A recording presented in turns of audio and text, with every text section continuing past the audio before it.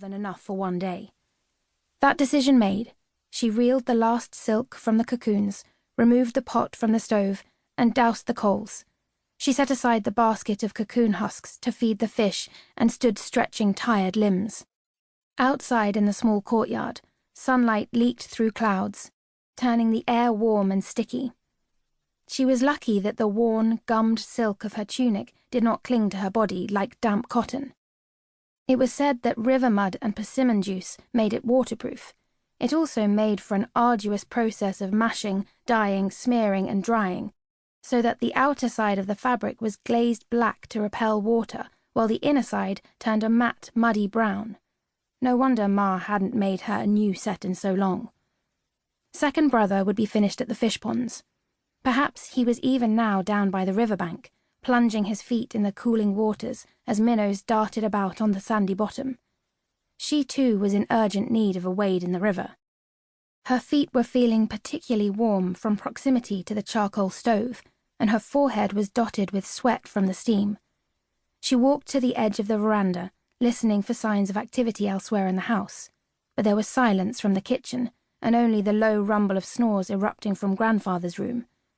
Her mother must have already set out to the mulberry grove for the evening harvest. Her father would be paddling back from market.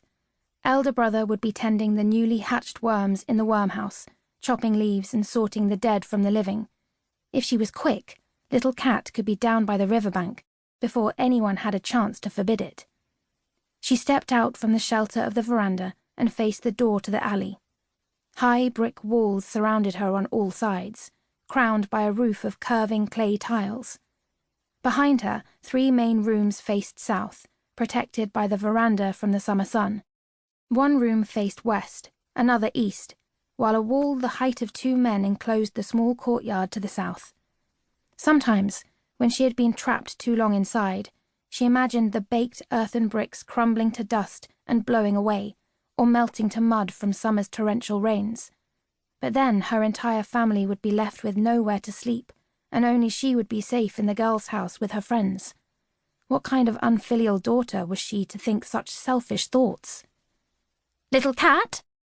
Her breath caught in her throat as her mother's voice echoed faintly up the alley between rows of houses.